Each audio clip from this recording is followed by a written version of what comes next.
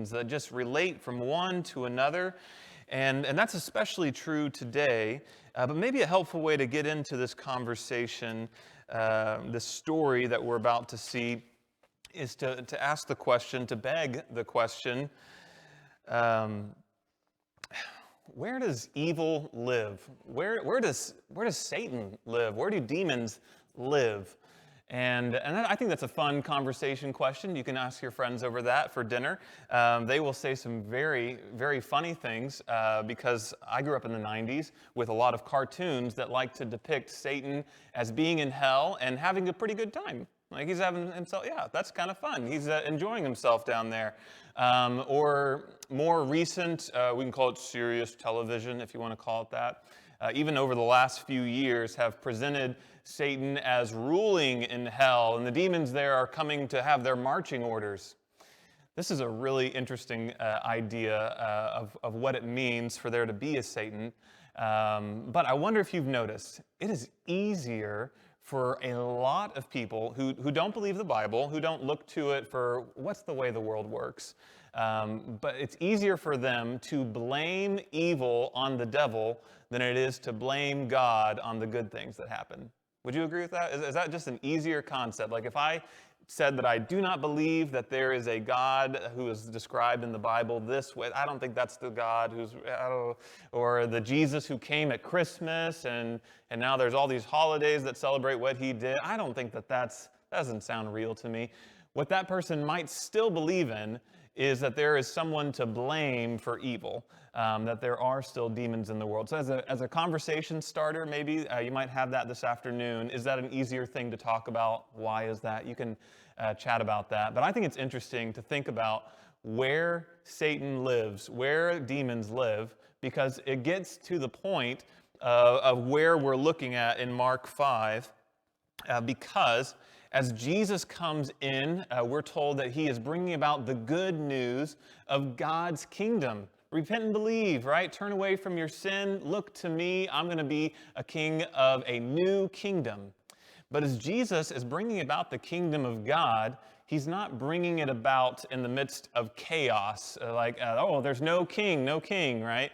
If you remember the Lion King, right? The hyenas are celebrating that. No king, no king. That is not the way Jesus comes into the world, but instead, he is addressing the fact there is a kingdom already in place, and I'm here to overthrow that kingdom. Later, we'll get to this, how there's some confusion that Jesus, when you say the word Messiah or Jesus Christ, in the Greek, Christ, that you would be talking about a conquering ruler to overthrow the Roman Empire and all that's going on there. And there'd be some confusion that Jesus is a military man. He doesn't want that confusion. But to be sure, he is coming to overthrow a kingdom. So I'll ask the question again, where does Satan live? Where do demons live right now? It's earth. Yeah, it's where we're at. That's where they're at. That's where they dwell. That's where they live. And Ephesians even makes the compelling argument that Satan is the prince of the power of the ruler of the air, like the air we breathe. It's a very compelling argument here. And it's why Jesus so famously talks about this in Mark 3. So to set us up for Mark 5, we're going to do what we did last week and look at this famous statement of Jesus that Abraham Lincoln seems to think is helpful for talking about nations staying together. It's Mark 3:24, and he says, "If a kingdom is divided against itself, that kingdom cannot stand." And then he takes that a little bit further and makes it a little more personal. He says, if a house is divided, right? So you have a kingdom, and then that's made up of different homes, families, communities. You can call them individuals is what we're going to get to. If a house is divided against itself, that house cannot stand.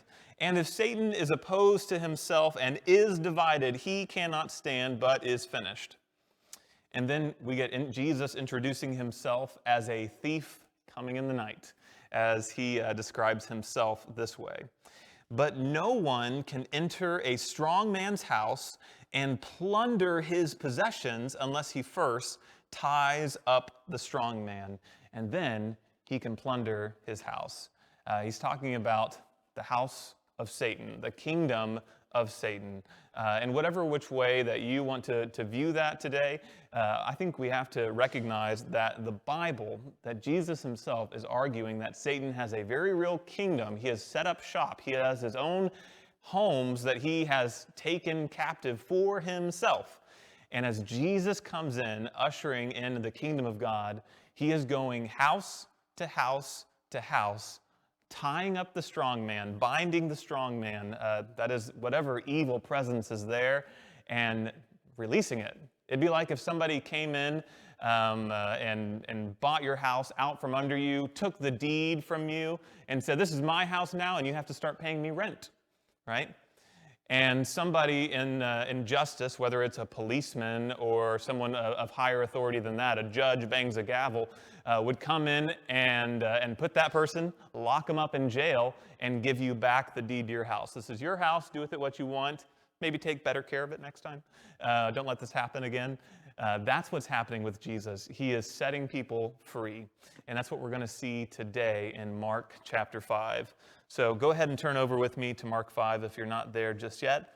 If you're not used to reading the Bible, the big numbers that are in bold are the chapters, and the little small numbers are the verses. So in Mark chapter 5, we're going to start in verse 1. And what I like to do is let us read the whole passage, and then we can talk about it little by little. All right? So Mark 5, verse 1. So Jesus and the disciples came to the other side of the sea, to the region of the Gerasenes. As soon as he got out of the boat, a man with an unclean spirit came out of the tombs and met him. He lived in the tombs, and no one was able to restrain him anymore, not even with a chain, because he often had been bound with shackles and chains, but had torn the chains apart and smashed the shackles. No one was strong enough to subdue him. Night and day, among the tombs and on the mountains, he was always crying out and cutting himself with stones. When he saw Jesus from a distance, he ran and knelt down before him, and he cried out with a loud voice, "What do you have to do with me, Jesus, Son of the Most High God? I beg you before God, don't torment me." For he had told him, "Come out of the man, you unclean spirit." "What is your name?" he asked him. "My name is Legion," he answered him, "because we are many." And he begged him earnestly not to send them out of the region. Verse 17, a large herd of pigs was there feeding on the hillside, and the demons begged him, "Send us to the pigs so that we may enter them." So he gave them permission, and the unclean spirits came out and entered the pigs. The herd of about 2,000 rushed down the steep bank into the sea and drowned there. The men who tended them ran off and reported it to the town and the countryside, and people went to see what had happened. They came to Jesus and saw the man who had been demon-possessed sitting there, dressed and in his right mind, and they were afraid. Those who had seen it described to them what had happened to the demon-possessed man, told about the pigs, and then they began to beg him to leave their region. As he was getting into the boat, the man who had been demon-possessed begged him earnestly that he might remain with him. And Jesus did not let him, but told him, "Go home to your own people," or the King James says, "your friends," or another translation says, "your family," and report to them how much the Lord has done for you and how he has had mercy on you. So he went out and began to proclaim in the Decapolis how much Jesus had done for him, and they were all amazed. Yeah, it's an incredible story. And we'll see that this is once again part of this triad, these three stories that all work together trying to present just one point. Jesus is overall. He's overall creation, as we saw him calm the sea last week, that storm that was silenced. This week we are looking at this legion, this demon possession that seems to be to just the nth degree amped up. And the next week we're going to look at how Jesus is over all sickness, as we're going to see a clear death sentence of an illness and, of course, someone who is actually dead that Jesus is going to address. But each one of these are just taking it one step further. As we've already seen Jesus cast out demons, it's as if to say, is there any power of demons that Jesus couldn't take down? And so it just keeps amping it up little by little. It's not trying to give you a scorecard, how powerful is Jesus, but it's trying to prove his authority little by little. He's doing it here, these people are with him. He's doing it there, these people are with them. And we're going to see that again in this story. Once again, to the nth degree, Jesus is over demons. And a good question that's actually helpful for us to understand how this passage is laid out is this. This is a fun question. I'll beg the question. Should I stay or should I go now? Yeah, I love that question just because it's hilarious when you finally look at this passage and think about all the different movements that are happening here. You have three instances of begging. Demons who are begging to stay. Even if they don't get to stay in this man, they want to stay in the region. And then the crowds who hear about this, they see this, they beg Jesus, go, get out of here. You're terrifying us. We have no idea what to do with you. And then lastly, this man who's healed of his demon possession is begging to stay. But what we're going to notice is that Jesus sends him to go. Okay? But first off here, demons beg. Demons beg.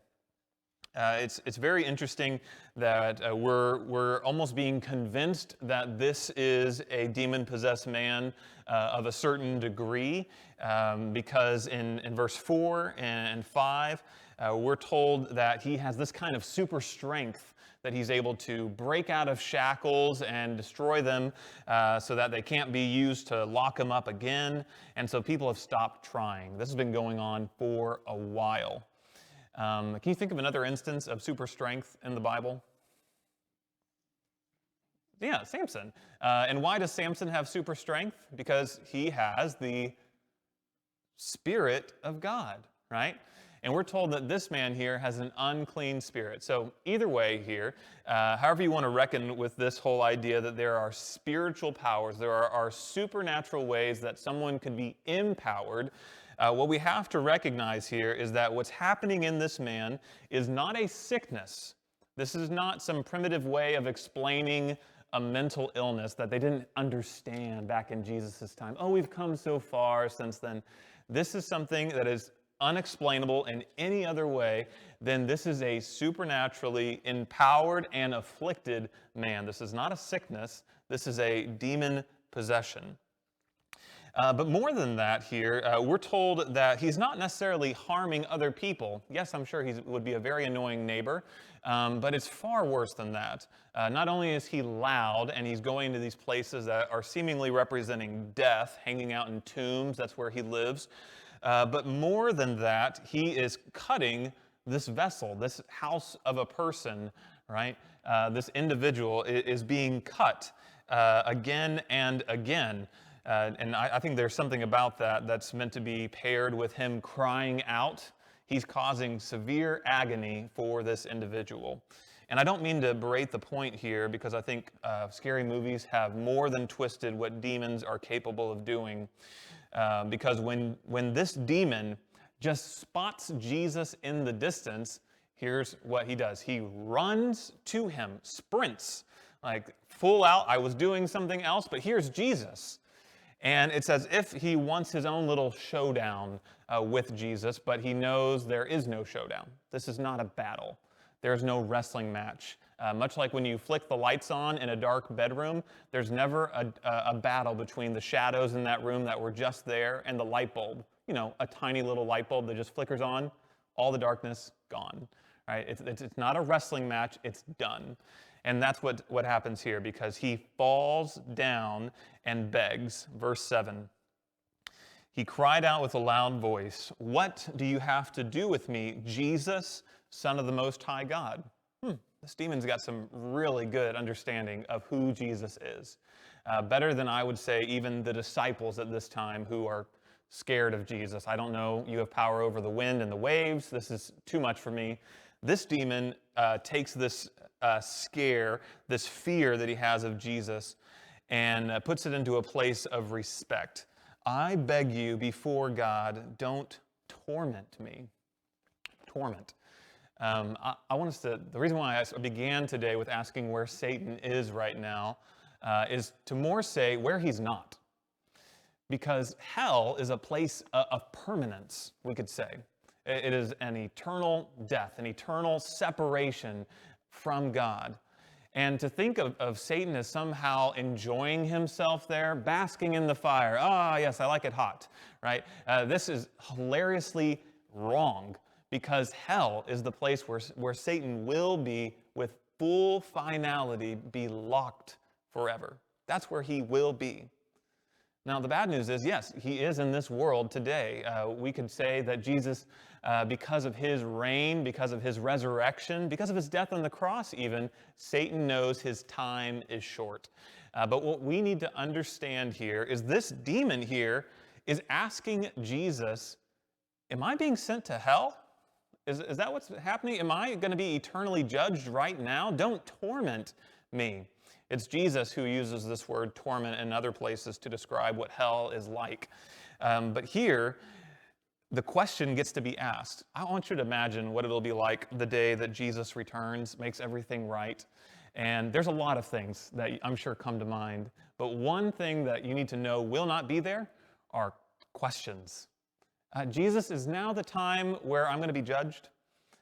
That time is over. There will be no response from evil itself to ask Jesus, Jesus, do I have to go to hell? What if I was an angel who wanted to come back and serve you? Right? The time for any kind of questioning or any kind of turning away from evil of any kind or begging of any sort is gone. There is no more relenting. And so what we need to see here is that Jesus has the right to judge these demons. He has the full authority of God to put them away and to have them never seen again. That's not why he's come. And maybe it's a good question that people will ask who read this, and they say, well, why does Jesus allow the demons to go into the pigs? Well, because he hasn't come to judge. And so first we see that this demon, yes, he submits himself to the authority, but then Jesus permits. So demons submit, but Jesus permits. And so he allows them, instead of continuing to punish this man, to, yeah, fine, pigs. Get out of a person, right? This is a image bearer of God, someone completely valuable on another level to who God is and what God is like. You're torturing him. Get out. Go. Yeah, so the emphasis that we need to see here is not some, oh, Jesus is punishing pigs. What's he have against pigs? What about kosher laws and bacon and all that? Don't get complicated here. Focus on what matters here. These demons can only do what Jesus allows them to do. It's once again a statement of authority, a statement of judgment, and the fact that he is removing evil from people. He is binding the entirety of the kingdom of hell itself, these demons, the devil himself, and he is plundering it. And so this man is now going to be healed. But before we get to that, we have to look at how the crowd responds to this. So you can imagine, as these demons are powerless before Jesus' power, that would be famous in the region. And it becomes famous very quickly. We're told in verse 14 that first the pig owners, the ones who are caring for these pigs, they of course drown in a tremendous way here. We said today that we're going to have a baptism. The water itself is a way of representing death. And that's exactly what we're meant to see here. That yes, these demons, they're rid of, and even in these pigs, even though they're dead, these demons will one day be sentenced to death. But the response to all that's going on seems to be utter confusion. And what do I do with this Jesus person? So the crowds begin to beg. They are being described in full description here by eyewitness accounts of what has happened. You can kind of think about that person who does have questions about the Bible. Can I trust who the Bible says Jesus is? Are demon possessions real, or is this something for Hollywood to make a buck off? Whatever their opinion might be. A good question to ask is, why can I believe the stories of the Bible? And it's because of this, things just like this. So to say this in two ways, first, the crowds report. You have these two farmers here who are tending for the pigs. They are reporting it. But then again, more people come to see this famous demon-possessed man in verse 15. They came to Jesus, because Jesus, of course, is at this point famous for his healings, for his teachings with authority. And they see the man who had been demon-possessed sitting there, dressed and in his right mind.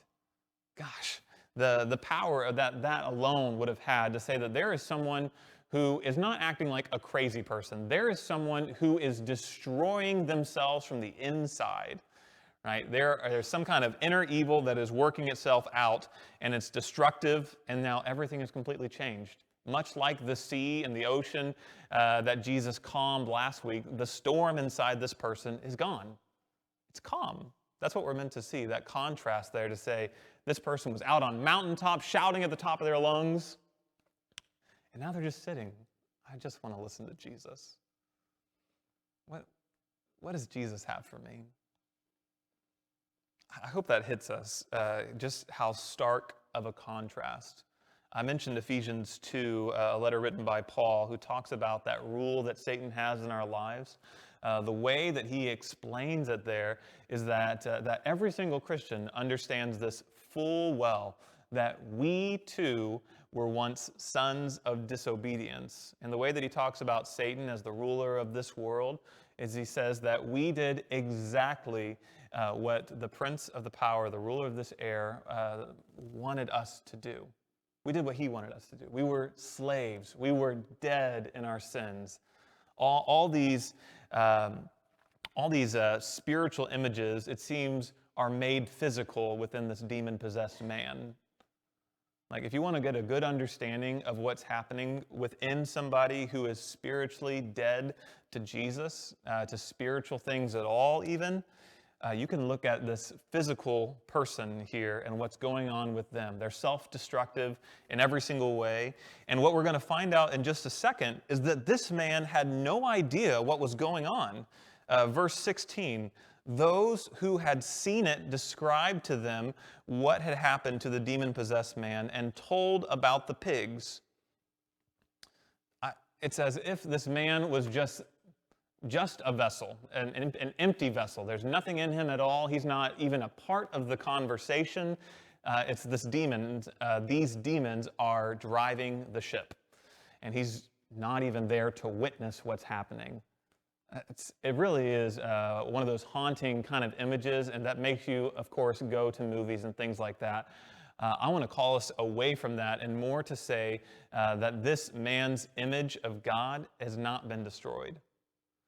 It is not so far gone that Jesus can't save him.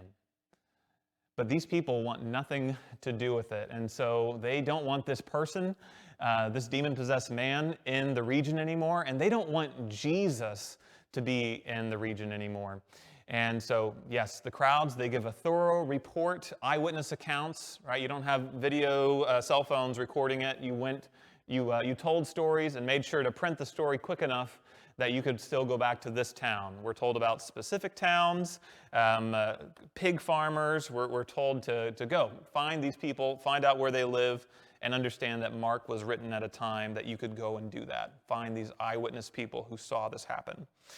But the crowds, they reject Jesus, and they reject even the possibility that this man can come back and be a part of society.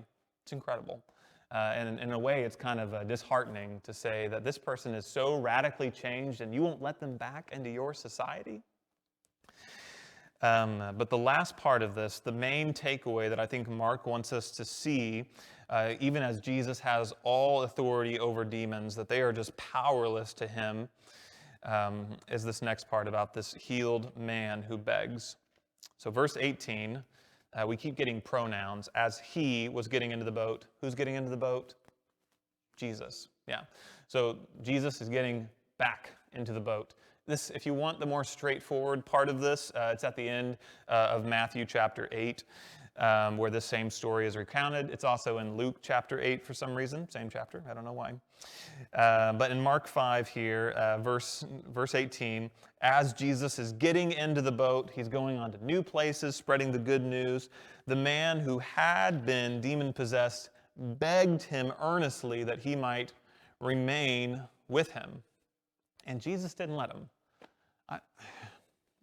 Why doesn't Jesus let him stay? Why? Jesus, you've changed my life. I want to be with you. I want to serve you. And it's almost as if Jesus is responding to that radical change in his life and saying, no, you are not going to stay with me and so prohibit yourself from telling people what happened. Of course, people are going to trust that because you're right next to me. It'd be like as if all of us that are in this room today just waited for the community to come and stop by. And like, you want to hear about Jesus? That's why our building is here. That would have to be the mentality for people, for us even, to stay in this building and say, yep, this is where we talk about Jesus. This is where we say the Bible is true and trustworthy. This is where we sing songs that for hundreds of years we've said are great for giving praise and honor to Jesus. That would be such a wrong way of responding to Jesus. Don't you agree? So Jesus here, in seeing this man's earnest desire to stay with Jesus and serve him just wherever Jesus is at. Instead, Jesus sends him out. And the reason why I gave all those translations there in verse 19, go home to your own people, your own friends, your family. The idea is that there are people incredibly close to you that you have an inward path with that Jesus doesn't know. And they don't know Jesus. The place that he's being sent out to in verse 20, we're told is Decapolis. You can probably see the DEC there and think 10, or maybe now you do. It's this 10 very small villages that work together to form a much larger city. You can think of like New York City, but of course on a smaller scale.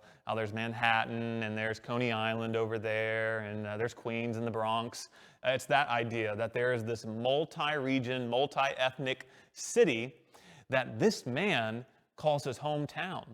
And Jesus knows that about him. There are people that you know who have no idea who Jesus is. Decapolis is not inside Israel. It's on the outskirts and on the outs and about. These people don't care about what's happening in quote-unquote God's country or in God's church. They don't care. They have no part of that whatsoever.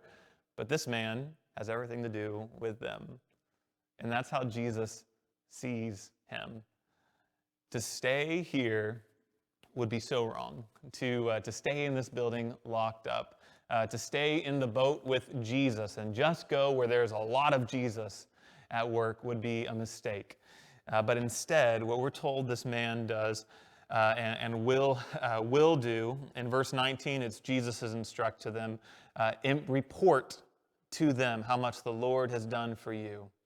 Report. It's that same eyewitness account. I have personally experienced it, and it's authoritative. You can trust it. It happened to me. Don't you see how I'm not screaming and cutting myself anymore? These are old wounds. I'm sure each and every one of us has an old wound and an old sin that shows up every now and then. Oh, sorry, that was my past. That's not me anymore. Sorry about that. Sorry you had to see that come out. Each and every one of us has something like that. And I'm not calling it a demon possession, of course not. But every single one of us had a point where we were wrestling with sin, where we were wrestling with who's really in charge of this house. Like, whose house is it? Am I in charge? Is this my deed, or did I give that to Satan long ago? Instead, Jesus is calling here to give a report, be a witness, tell others what has happened to you, and talk about mercy, how God had mercy on you. Mercy is this idea, it's often called the opposite coin, the opposite side of the coin of grace. Grace is getting something you did not deserve. And to think about it in an opposite but still just as good way, mercy is not receiving something that you should have got, you should have received. And we're told this, just to go back to Ephesians 2 one last time today. I'm going to put it up on screen so we can kind of read it together here. We too all previously lived in this way, according to whatever the prince of the power, the ruler of the air told us to do. We were dead in our sin. But there's this great interruption in verse 4. But God, who is rich in mercy, because of his great love that he had for us. It's this explanation. Why in the world would God intervene into my life? I deserve to be separated from God. That was me. Because of the things that I had done, there was no reason whatsoever that God should enter in and say, I'm going to go with you. You got all these scars on your arms where clearly you've had some problems, right? That's how everyone else is thinking about me. Oh, goodness. What are they going to say? Like, God found me worthy? Well, no, that's the point. The point is that you weren't worthy. The point is that you weren't lovely. The point is that God came into your life because he wanted to. Because he wanted to show mercy. He wanted to show his love. And so today, as we're about to get to witness what that love looks like, what that mercy looks like, I want to give this call to say that this is one of the greatest gospel good news declarations that you'll ever get to hear, and there aren't any words involved. Like, I can talk for hours, clearly, right? But what we're about to witness here is the mercy of God on full display, because these people aren't just saying that Jesus died, he was buried, and he came back to life, as they're going to go under the water and come back out. But they're saying, me, I died in a way that is completely beyond me. The old me is dead. We've cleaned up shop. And you know who did that? Jesus. And because he was buried, me too, I'm dead to my old way. My sin, my selfishness, gone, not a thing. And just like Christ has been risen from the dead, me too, I am walking in a new life. By the glory of the Father, this is my life now. It's life according to Jesus rising from the dead. And that's what we're going to get to see in just a second. Man, I'm very excited to get to do that because of the power of what that means for that individual persons. And so Jessica and Patty, can I ask you all to head